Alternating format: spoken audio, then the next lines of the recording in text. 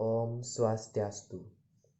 Halo, nama saya Imade Diguna Areryasta, absen 13, kelas 1148. Di sini saya akan menceritakan peristiwa seputar proklamasi kemerdekaan Indonesia dari sebelum terjadinya proklamasi hingga proklamasi Indonesia berlangsung.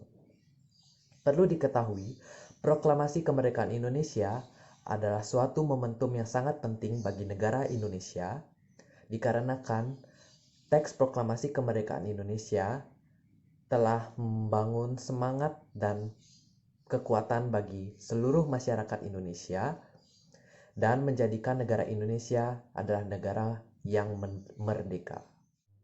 Peristiwa seputar proklamasi kemerdekaan Indonesia diawali dengan wilayah Hiroshima dan Nagasaki dijatuhi bom oleh tentara sekutu Amerika Serikat yang mengakibatkan Jepang mengalami terdesak pada Perang Pasifik. Sehingga pada 14 Agustus 1945, Jepang menyerah tanpa syarat kepada sekutu dan mengakibatkan Indonesia mengalami kekosongan pemerintahan pada saat itu. Dan pada saat itu pula, tentara Jepang yang ada di Indonesia merahasiakan hal tersebut kepada rakyat Indonesia. Namun, para golongan muda mengetahui hal tersebut melalui siaran radio BBC pada tanggal 15 Agustus 1945. Dan pada tanggal itu pula, Insinyur Soekarno beserta Muhatta baru saja balik ke tanah air setelah menghadiri rapat panggilan dari Panglima Asia Tenggara di Saigon, Vietnam. Lalu, pada tanggal 15 Agustus pukul 8 malam, para golongan muda yang diwakili oleh Chairul Saleh mengadakan rapat di belakang laboratorium bakteriologi di Jalan Pegangsaan nomor 13, Jakarta. Di sana mereka menyepakati bahwa kemerdekaan Indonesia adalah hak dan Indonesia tanpa campur tangan oleh negara lain. Dalam artian, kemerdekaan Indonesia adalah kemerdekaan yang utuh tanpa campur tangan dari Jepang. Namun, pendapat dari golongan tua adalah kemerdekaan Indonesia harus dilaksanakan melalui revolusi yang terorganisir dan ingin membicarakan proklamasi kemerdekaan tersebut nantinya pada tanggal 18 Agustus 1945. Karena perbedaan pendapat tersebut mendorong para golongan muda untuk membawa Insinyur Soekarno beserta istrinya dan anaknya Guntur yang masih 9 bulan dan Muhatta dan dibawa ke daerah Rengas Dengklok. Tujuan dibawanya Insinyur Soekarno dan Muhatta ke Rengas Dengklok antara lain agar Insinyur Soekarno dan Muhatta tidak terpengaruh oleh Jepang dan mendesak keduanya agar melakukan proklamasi kemerdekaan Indonesia secepatnya tanpa ikatan atau campur tangan dari Jepang.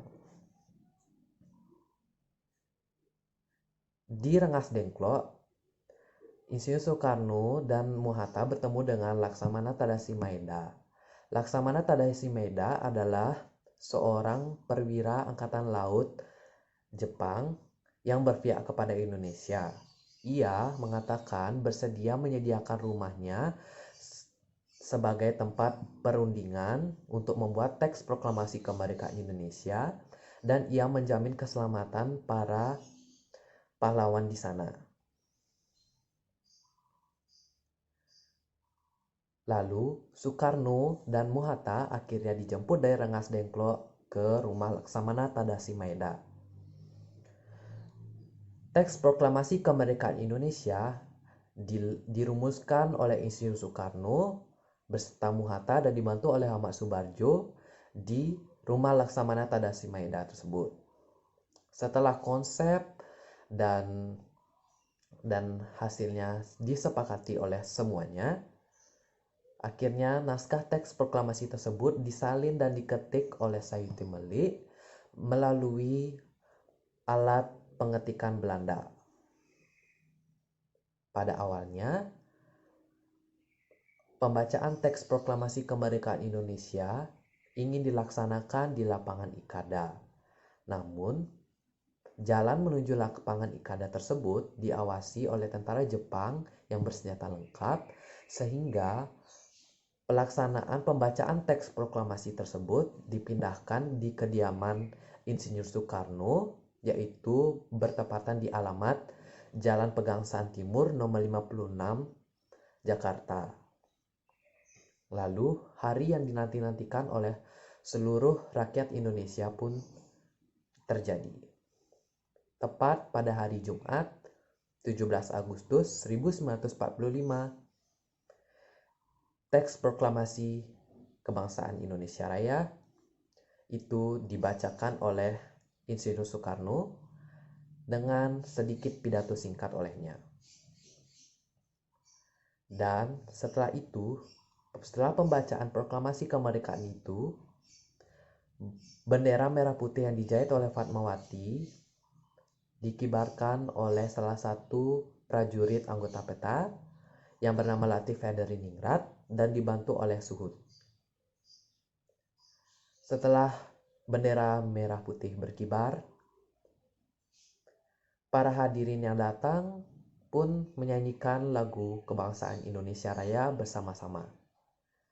Dan akhirnya Indonesia seutuhnya menjadi negara yang merdeka.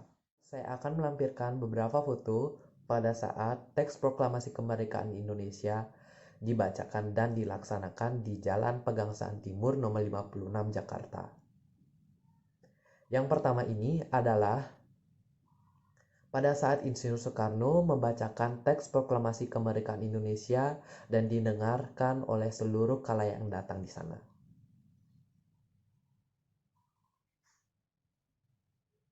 Dan yang kedua adalah pada saat bendera merah putih yang dijahit oleh Fatmawati dikibarkan oleh Latif Haderiningrat dan dibantu oleh Suhut. Sekian dari peristiwa seputar proklamasi kemerdekaan Indonesia yang dapat saya sampaikan.